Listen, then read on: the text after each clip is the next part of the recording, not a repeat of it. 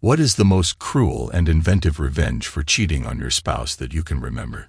There are people who prefer to just get divorced without taking decisive action, but there are also those who are ready to eat the earth just to take revenge on their abuser. I took revenge on my unfaithful wife. But besides, I was well paid for it, so I tried my best. A few months back, my wife Connie had an idea. Sonny, some of the women in our political support group think we should volunteer for Senator Stickler's re-election campaign. We? Who's we? You and me. Oh, really? What does it entail? Are others joining in? I don't think many others are interested. It seems like it'd be as much time as we're willing to give until the election. We'd travel around the state, assisting with fundraising events. I suppose we'd pitch in wherever needed. What about my job? You've got, 20-some weeks of unused vacation. Take a few months off. I think it'd be exciting. I had to give her credit. This was completely uncharacteristic for us. After 22 years of marriage and both kids off to college, experiencing an empty nest was a whole new ballgame. Spontaneity had never been our strong suit, but there was something undeniably enticing about it. Let's gather some additional details. If we're hitting the road, who covers expenses? Logistics like that. Will we be responsible for our own meals?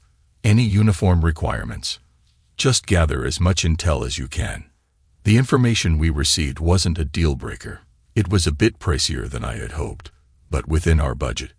Senator Stickler's name had been floated as a potential presidential candidate in 8 or 12 years. Who knows?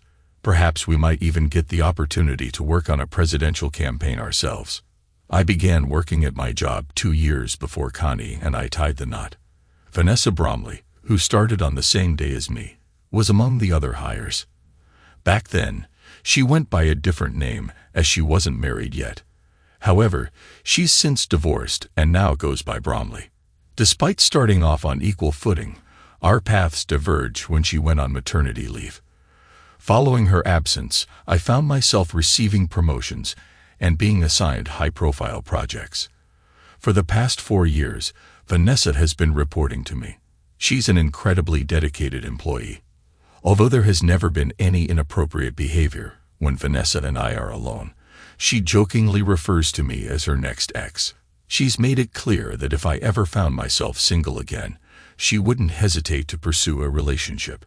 Our employer lacks a policy against workplace relationships, as they aim to avoid legal issues they can't fully regulate.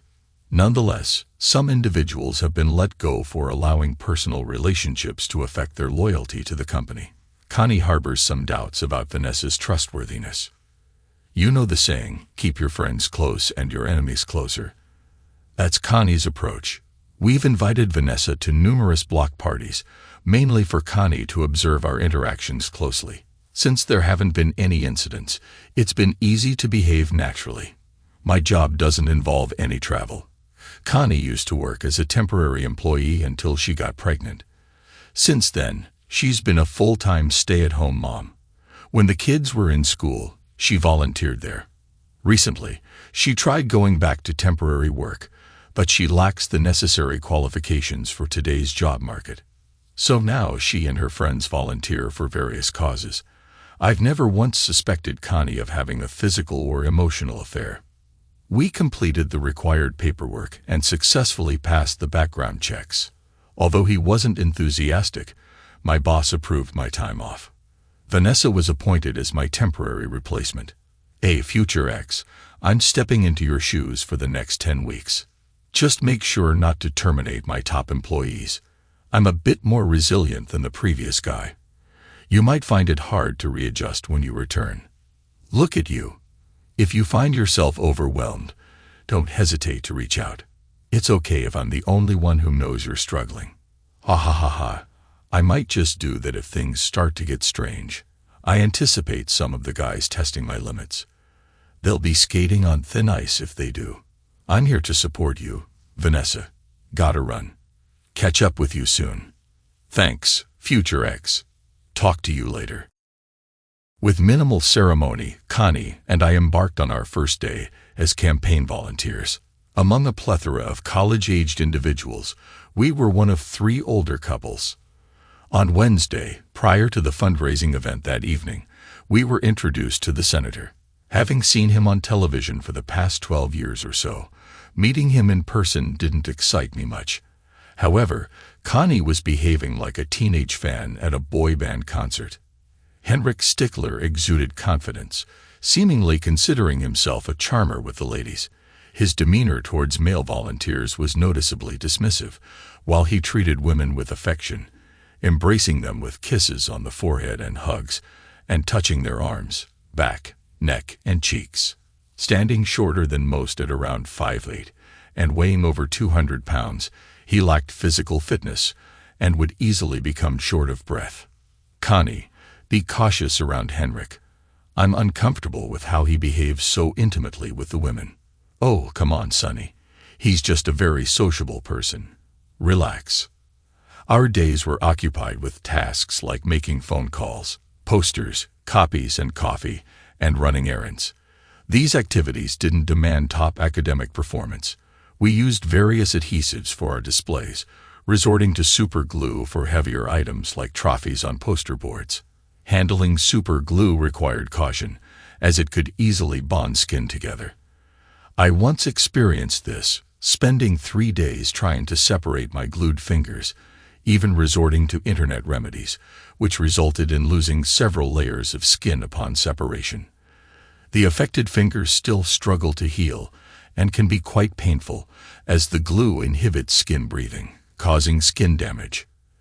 Every couple of days, I found myself revisiting the office supply store to restock on super glue, duct tape, paper adhesive, poster boards, and staples. With the various types of glue and other supplies, the campaign expenses were reaching into the thousands. Considering the short lifespan of many of these items, often only lasting a couple of hours during fundraising events, the amount of waste was astonishing. Connie's apparent addiction to smoothie drinks meant I was making 2 or 3 trips a day to satisfy her cravings. What initially sounded like a fun endeavor for a few months was becoming a mindless waste of time. I'm no more inclined to support Stickler than his opponent. Henrik seemed to be delivering the same speech every chance he got. I have a plan.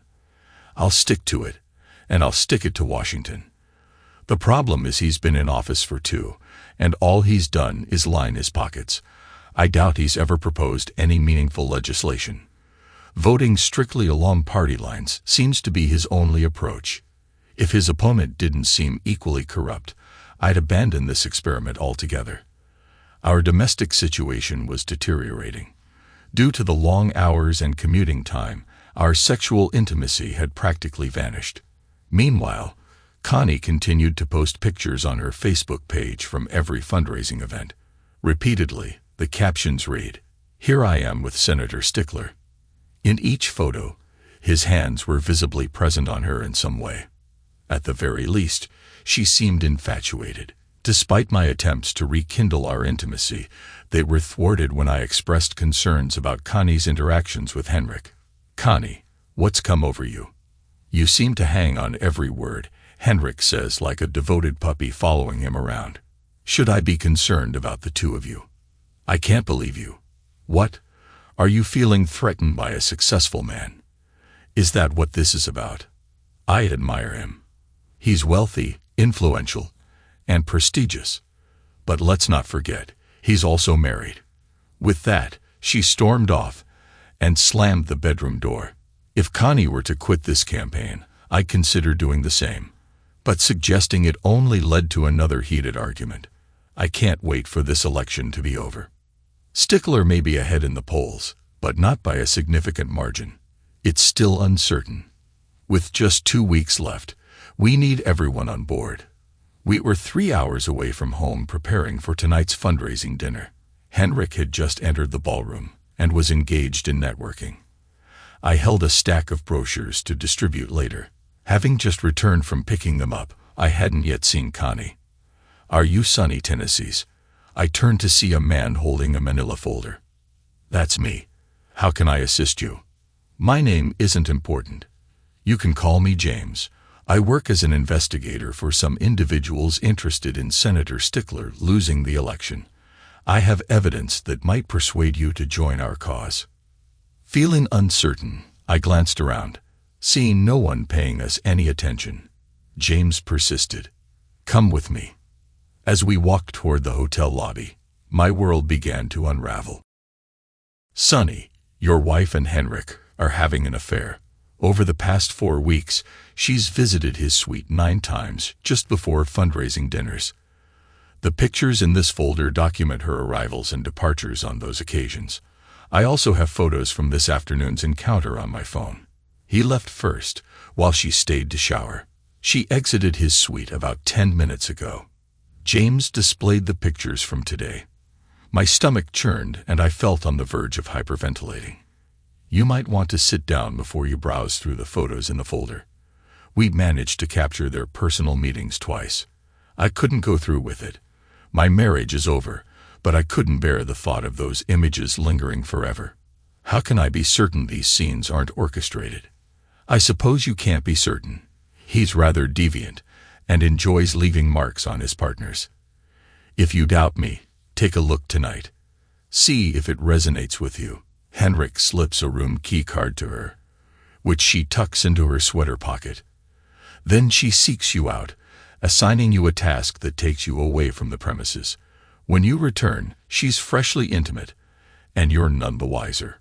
If you pay close attention, you might realize that whatever you were sent to retrieve was available since noon, yet you were instructed to fetch it after 4 p.m.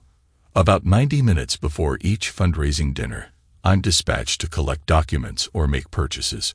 Today was no exception. Despicable. The receipt for the brochures I collected today indicates they were ready this morning. Well, you've piqued my interest. Why enlist me? Among the many women Henrik is involved with, we believe you're not one to passively accept this. We're uncertain about the others. You've assessed me accurately. I won't go down without a fight." James expressed a desire to witness the loud and obvious breakdown of the marriage. He offered me $10,000 for the moral damage it would cause me. He showed me an envelope, presumably with cash. I sighed in disappointment. Opening the folder of pictures, he showed shocking scenes. She gave up a 22-year marriage for this jerk. Taking the envelope with the money, I muttered, "Not today, but chaos will begin very soon. You can count on it." Inside is also the business card of one of our lawyers, who is ready to represent you on a voluntary basis. James added with a smile and left. I hid the envelopes in the trunk of my car, making sure that there really were $10,000.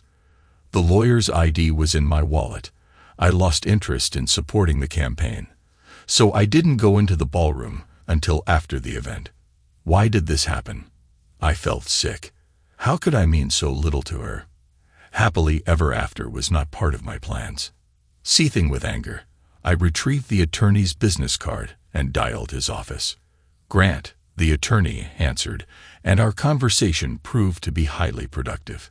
He was responsible for drafting the divorce petition, and his unexpected advice caught me off guard. "Sonny, if your retaliation involves the police, keep silent. Immediately involve me," Grant cautioned. "Thank you for the guidance, Grant. I haven't made up my mind yet, but violence isn't my style," I replied.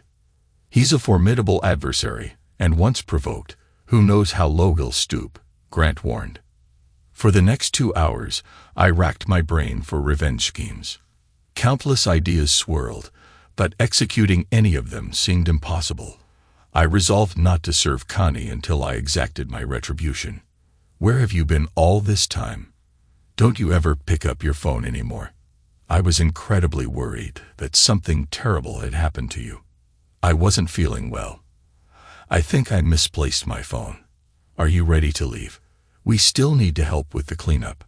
"I'm leaving. Are you coming with me or getting your own ride?" "Just go. I'll catch up with you later." On the way, the workers were accommodated in budget motels. Feeling crushed, I drove the 3 miles to my room, allowing me time to stew in my anger. I had warned her, so she deserved whatever consequences were coming her way. I craved revenge not only on Connie but also on her despicable lover. Hopefully, I could sabotage his chances for the election. The more suffering I could cause, the better. Connie returned to the motel more than 2 hours later, clearly intoxicated. At that point, I no longer cared. In the morning, I got ready before everyone else. We were going home for a couple of days before the next fundraising dinner. Connie was still sleeping in her nightgown and underwear. I pulled back the blanket to look for traces on her body. She suddenly woke up. "What the hell are you doing? After the way you behaved yesterday, you won't get anything like this." I didn't want to be intimate with her. I just wanted to check for bite marks. My heart sank when I saw several of them. It was all over. "I'm going home in 15 minutes with or without you." Connie missed the shower and complained incessantly throughout the 3-hour drive home. I really got on her nerves. It's funny that you think I'm paying attention to this. I've never heard such a barrage of profanity. Anyway, the problem here is me. If I thought I could get away with it, I'd open her door and throw her out at 70 miles an hour. When I returned home, I found that our dog, Sausage, had become unusually sluggish, which prompted me to urgently take her to the vet. Anything to ease the tension that had arisen between us at that moment. While waiting in the examination room, I noticed a bottle of chloroform on the table, and out of nowhere, it would seem I had a sinister idea to take revenge. I took the bottle unnoticed. After the Sausage was injected with an antibiotic, I returned home, resigned to the loss of some cash. Despite the enormous difficulties, I tried to maintain the appearance of a normal life. After enduring 48 hours of silence and eating alone, I managed to sneak away for an STD test, unable to remember our last close bed meeting. Given her tendency to promiscuous relationships, I didn't want to have health problems because of her. The journey to my final fundraiser, spanning 4 hours, was marked by a chilly silence, with scarcely a word exchanged except for occasional requests to stop for restroom breaks. At times, I entertained the idea of pulling over and suggesting a soil percolation test instead. The tranquility of the silence far surpassed the alternative of enduring her complaints about how I failed to appreciate Stickler's statesmanship. Each time I contemplated my plan, a smile crept onto my face. "Could you try to be more positive? Your recent attitude has been dreadful." Understood. I believe Henrik is doing a fine job ruining this campaign without any assistance from me. It won't be long before one of his admirers publicly indulges him. Goodness, you're so petty. He's a true gentleman and a competent leader. Your envy is transparent. At approximately 3 p.m., I handed Connie the smoothie she had requested earlier. This particular one was generously laced with a laxative, ensuring some digestive activity in the hours to come. Now the anticipation begins. Observing Henrik around 4 p.m., he handed Connie a hotel room keycard. Just as the investigator had indicated, she retraced her steps to where our coats hung. Like clockwork, she slipped the keycard into her sweater pocket. Connie then made her way toward me, and to my surprise, I was tasked with fetching brochures from a store roughly a mile away. Waiting for the right moment, I discreetly retrieved the keycard from her sweater while she was preoccupied. The room number, 321, was inscribed in ink on the plastic card. With my bag of essentials in tow, I made my way to the men's room to change my appearance significantly. The foot traffic was steady, allowing me to seamlessly blend in with my altered identity. Concealing my bag of essentials under my loose-fitting shirt, I stationed myself near the third-floor stairwell door, pretending to engage in a phone call. After 10 minutes, the target entered the room. Shortly thereafter, the woman hastily exited the elevator, frantically searching her sweater for the key. She knocked on the door several times before Henrik answered, forcefully pulling her into the room. I gave them a minute to start the party before casually heading to their door. After stopping for a while, I heard my wife's happy screams. It was terrible for my ears. Putting on protective gloves, I inserted the keycard into the slot. When the light turned green on the door, I entered the room noiselessly. It was a suite, And from my vantage point, I could watch the scene unfolding in the bedroom. It wasn't my wife. She was nothing more than a toy for him. How could she sacrifice 22 years of marriage for this? I didn't know, and to be honest, I didn't care. The job is done. I approached her lover from behind to send him to sleep for a while. While I was doing this, he managed to hit me in the ribs, but I still managed to overcome him. Connie, I didn't pay attention to the noise. No, don't stop. More. Henrik collapsed to the floor, and I repeated this maneuver with Connie. She lay down on the bed, immersed in sleep. Moving people who are unconscious is not as easy as I expected. Obviously, I need to start training. First of all, I put her lover on the bed. I pushed Connie to the edge of the bed, and she accidentally fell. Oops. After they settled down on the bed, I got down to the main thing. After opening a large bottle of super glue, I started making art. I thought, if my wife likes him so much, then why don't I glue them together? It will only be a plus for them. It was a very long process, but in the end, my wife ended up on top of her lover, and her fifth point was a few centimeters from Henrik's face. It looked epic. But the coolest thing was that they wouldn't be able to move when they woke up. I decided to attach a bumper sticker with the words "Vote for me" to Connie's hair, and it looked so good that I attached the same sticker to Henrik's hairstyle. Looking at this sight, I couldn't help but think, Dan, why? What have I done to deserve this? Taking a step back, I admired the work of my hands. When I had almost half a bottle of glue left, I used some more glue to strengthen their bond. While I was gathering their clothes in a hotel laundry bag, I stumbled upon Connie's cell phone. Carefully slipping it beneath Henrik, along with the contents of his pockets, I hastened my pace upon hearing faint groans from the bed. I swiftly unlocked the deadbolt to prevent the door from closing, then left the room with a tear, making my way to the loading dock. Across from the dock were the dumpsters belonging to the nearby pizza place, with a garbage truck approaching. I swiftly disposed of the clothes and my supplies into the dumpster just before it was emptied. Witnessing the garbage truck carry away the incriminating evidence was an unexpected relief.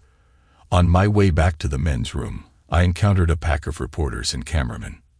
There is a politician in a compromising form in room 321. The doors open. A frenzy ensued, with most choosing to dash up the stairs. After returning to the men's room, I shed the covered attire I had worn. Exiting, I left the clothes near a group of homeless individuals, which were promptly claimed.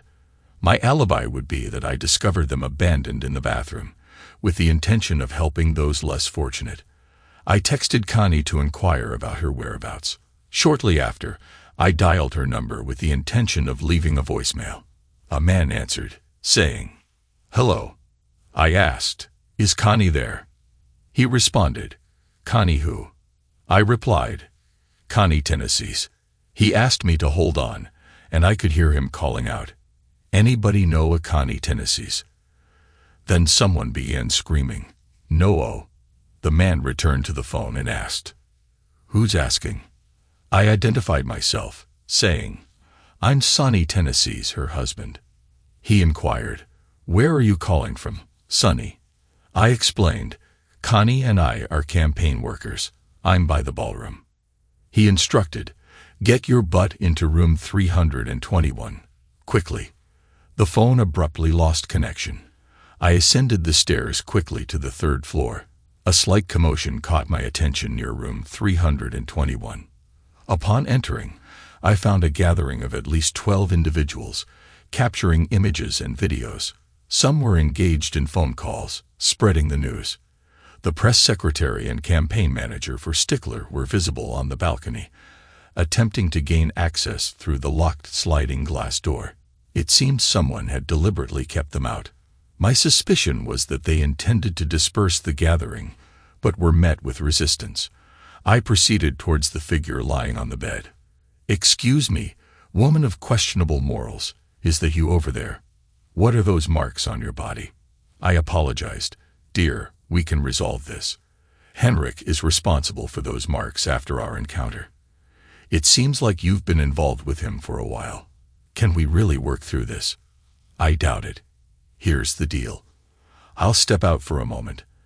And if you're willing to salvage our marriage, you'll join me there. Honey, I'm immobilized. And you should be aware that we're finished. After you betrayed me. Henrik retorted, "Get lost, cook." I withdrew every time. The urge to permanently remove him from society was intense. Connie assisted me in earning $10,000. The reporters were engrossed in it. I started answering questions about myself and Connie.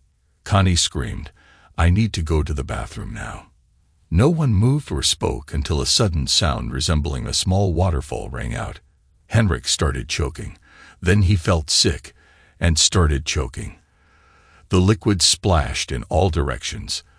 As soon as she finished, several reporters started helping Henrik to keep him from drowning. What the hell? I couldn't help myself. Stop pulling. It hurts. A few scattered laughs filled the room. Most of the cameramen took close-ups. The smell was nauseating. 2 policemen entered, and after a few minutes, we were quickly let out into the corridor. I continued to answer questions until the hotel security escorted us down to the ground floor. The crowd became restless.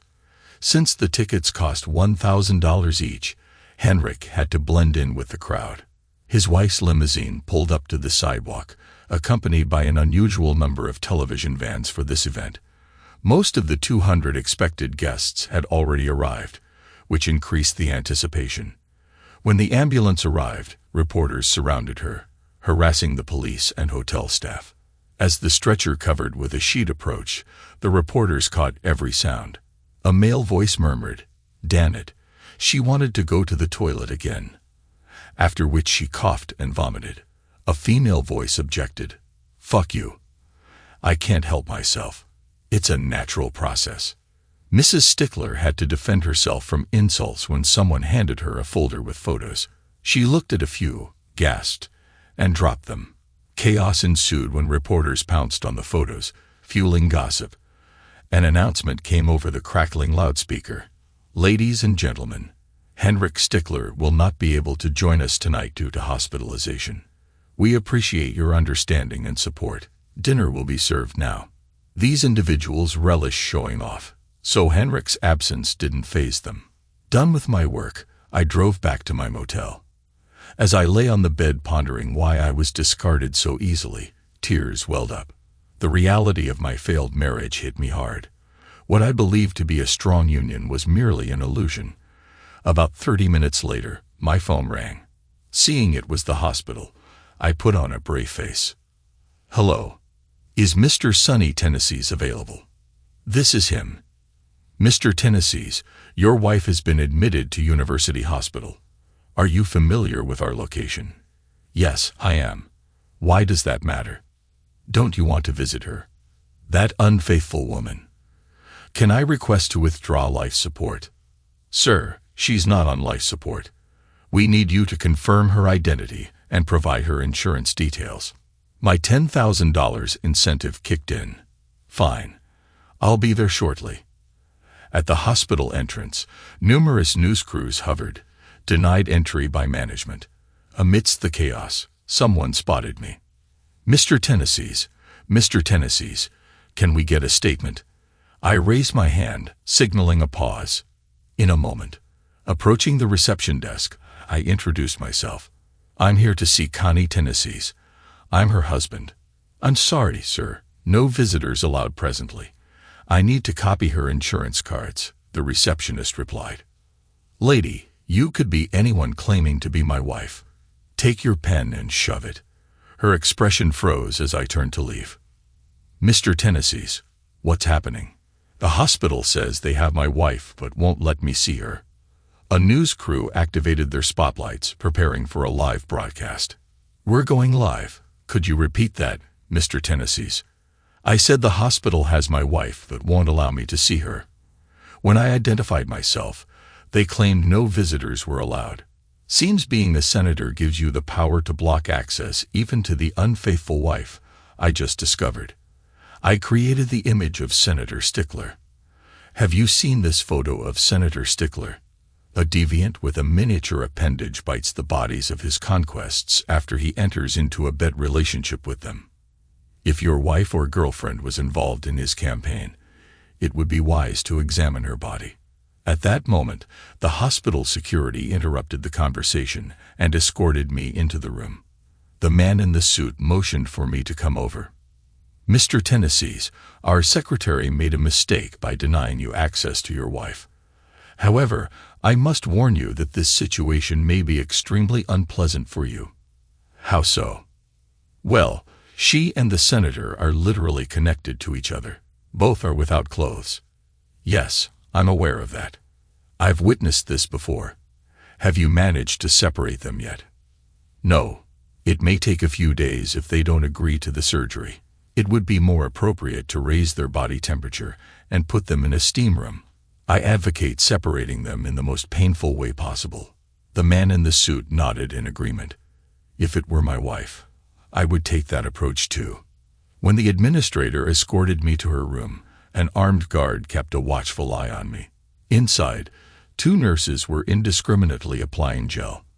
Henrik was sitting with his back to me, and Connie was looking between his legs. The press secretary and the head of the company were also present. Why are they here? They don't look like family members. It looks like a couple came to see the spectacle. The receptionist motioned for them to leave, and despite the persuasions of the armed guard, they obeyed. It's nice to see you again, my beloved wife. Judging by the marks on your body, you've been his toy many times. Darling, you are welcome. I'll fix it. I love you more than anything in the world, Connie. Was it worth it? A few fleeting meetings with this inadequate jerk in exchange for 22 years of marriage. The numbers don't add up for me.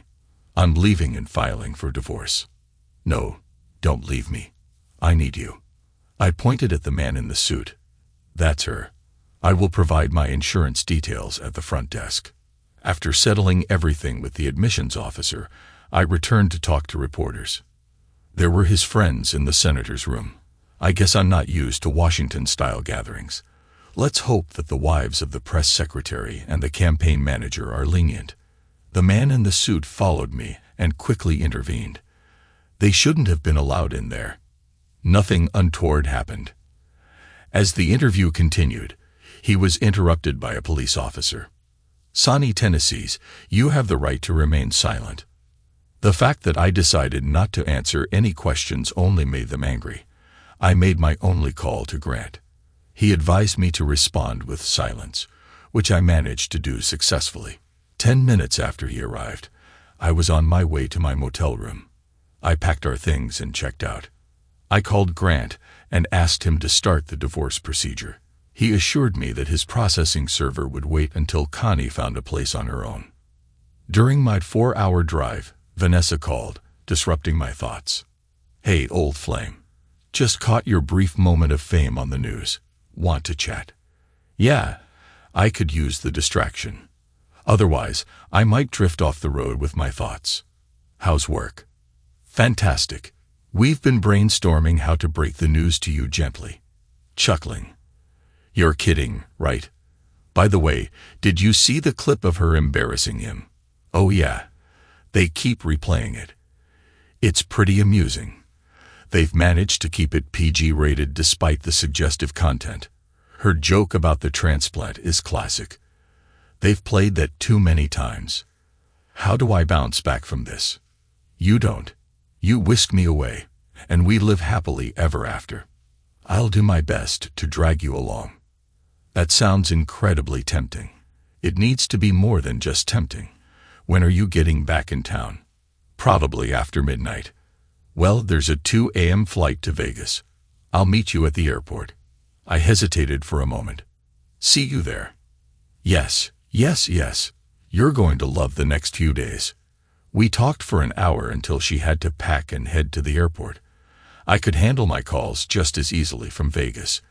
Any paperwork could wait a few days. While waiting for Vanessa at the airport, I found the infamous picture online and posted it on Connie's Facebook page with the caption, "Here I am with Senator Stickler." I've never seen Vanessa dress so provocatively before. She usually keeps herself professional at work, but now her outfit leaves no room for imagination. Since you're looking at me like that, I assume you approve of it. Yes, there is potential in this. You're wearing a beautiful thin skirt. I'm not used to the wind blowing so hard on my cheeks. I'll do my best to keep you warm. You're feeling better. I'll try my best too. You should see the senator's picture. Here, take a look. Can you believe how small his instrument is? Cute is one word.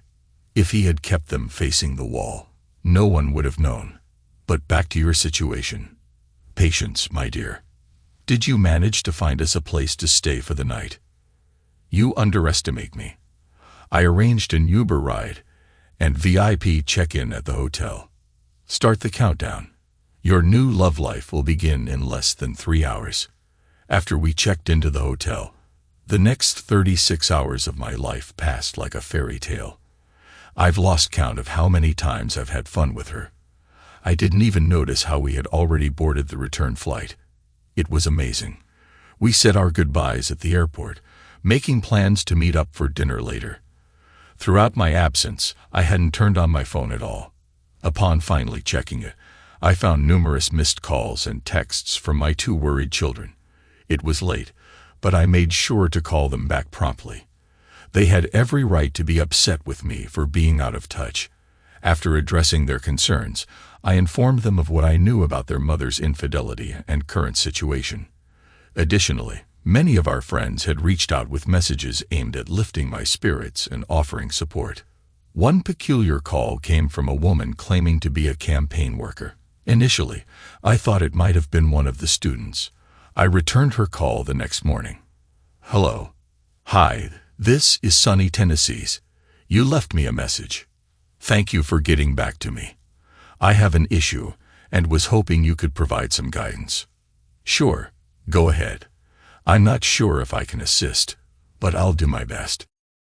My boyfriend and I have been working alongside you and Connie. I've noticed he has bite marks on his buttocks. I want to expose the senator. Can you help me? Stickler passionately expresses his views on religious morality, showing little tolerance for alternative lifestyles. This could be his downfall. I handed over the business card I had for the lawyer. Give this number a call and ask for James. Drop a hint to James that some financial assistance would be greatly appreciated. Thank you, Sonny.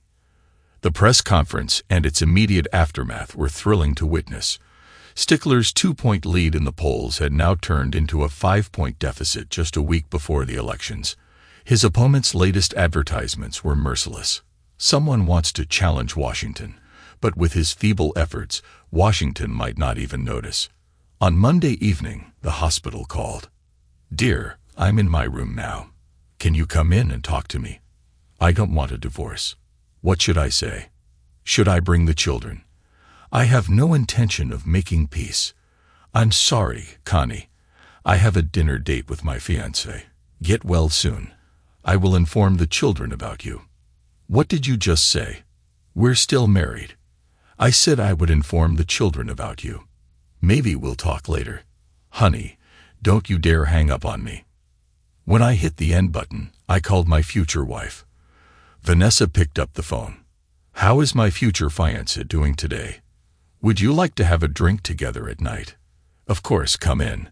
I went in to tell her the important news, but she decided to ask me first before I could speak. What happened today? I quit. I hope you get my job on a permanent basis. What did you do? Why? I can't treat you like a subordinate. I need a break. In addition, it will allow us to understand whether we are really made for each other. In the morning, when Vanessa left for work, I felt vulnerable, smiling outwardly but raw inside. I had recently signed up for a new phone and was updating the kids about what was happening. The remaining fundraising dinners had been canceled, and we hadn't heard from Senator Stickler since the fiasco on Friday night. Despite the incredible intimacy we shared, Vanessa and I both knew that we needed to slow things down if we wanted this relationship to work. We were fooling ourselves. Neither of us could bear to go more than a day without seeing each other. Who cares if it doesn't last? Our connection felt like a wildfire burning beyond control. Both children visited their mother at the hospital, where medical intervention required Henrik's anus and genital area to be incised for tube insertion. Connie informed them that her nipples were too sensitive to be exposed to air or water, which somewhat pleased me. As I inferred, Henrik must be experiencing even greater discomfort given the extensive application of adhesive to his private parts. Upon Connie's return home from the hospital, she discovered that I had already relocated my belongings to Vanessa's residence. It didn't take long for Connie to realize my whereabouts, as our children informed me of her frantic attempts to reach me. After Connie was released, my children convinced me to listen to her. I reluctantly went to her house, guided solely by the interests of my children. I rang the doorbell. "Darling, this is your home. You can come in," she said. "I don't want to come in. If you want to talk to me, you'll have to join me on the porch." Everything wasn't going according to Connie's plan. A pleasant aroma wafted from the kitchen. I was determined not to fall into the trap of reconciliation. She had a scarf on her head, a healing cream on her cheeks, and a bathrobe from her clothes. I silently wished her discomfort even though it couldn't compare to the pain in my heart. "Honey, please, I promise to behave myself," she pleaded. "I'm giving you 10 seconds to come out here, or I'm leaving." Connie tried to hug and kiss me, but I pushed her away when I saw the suffering in her eyes. We were sitting on the porch steps a few feet apart. "I don't want a divorce, honey. It will take time, but we will be able to solve it. We've been together for 25 years, including our courtship," she said. "So what? You didn't hesitate to give it all up. And for what? Tell me. For what?" Tears were streaming down her face, and she was struggling to speak. I cannot find the words to adequately convey my deep remorse.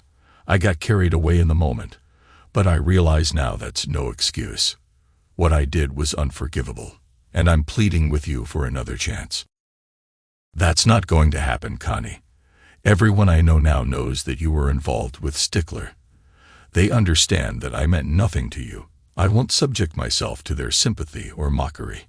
I plan to be with Vanessa, possibly even marry her. Just so you're aware, we've been intimate constantly since you got involved with Stickler. It's the first time I've strayed from my marriage vows. I suspect you and Stickler have been having an affair for years. Now the kids see me as the villain. We could have resolved this. You can believe whatever you want, Connie. Our relationship meant nothing to you. I don't feel any guilt. I was the one cast aside, not you. I'll take you to court. This is unjust. Let Vanessa know I despise her. Vanessa couldn't care less about your opinion. She's found the man of her dreams now. I'm starting to enjoy feeling valued. I may not be wealthy or influential, but I have someone who loves me. Let our lawyers handle this. I'll see you in court." Stickler lost the election, and soon after, his wife initiated divorce proceedings, during which Connie was named and called to testify. Connie became a laughingstock in the eyes of society and had to move into an apartment. We decided to sell the house and split the proceeds. All her Facebook photos have been deleted, leaving only my close-up shots with Connie. The police were suspicious of me. Before testifying in court, I was strictly ordered to remain silent. The only real evidence against me was that I was in the men's room, out of sight, during the attack. I could prove in court that because I was not satisfied at home, I began to engage in self-satisfaction, hence the prolonged stay in the men's room. Connie kept her promise and delayed the divorce for a year. I endured 12 weeks of counseling, which I couldn't stand. The memories of those last 2 months only increased the pain of the whole ordeal. It was painful to see the woman I had loved for 25 years going through a mental breakdown. Sometimes, the hole we're digging gets too deep to get out of. I never let Connie know that I would change my mind and reconcile. She was my first wife, and I was her first husband. Even after all these consultations, I still can't understand how little our relationship meant to her until it was too late. Vanessa and I lived together for a year before my divorce was finalized. That evening, We went to Las Vegas and returned as a married couple. Vanessa thrived in my previous job. I secured a position as a project manager with one of the companies served by my former employer. No arrests were ever made in the assault on the former senator. An unmarked envelope arrived about 2 years after the election containing an erectile dysfunction report for a person named H. Stickler. Unfortunately, it seems he has been unable to engage in sexual activity since the attack. The pain in his genitals immediately dampens any arousal he experiences. The prognosis was grim. Various potential solutions had been attempted, but none had succeeded. The report recommended giving it time to see if there was any improvement on its own. I find it amusing whenever I recall that report. Vanessa and I recently celebrated our 10th anniversary. Connie is on to her 4th husband. We still see her at significant family occasions, such as weddings and the birth of grandchildren. The only consistent thing is her refrain: "We could have worked it out." No, we couldn't.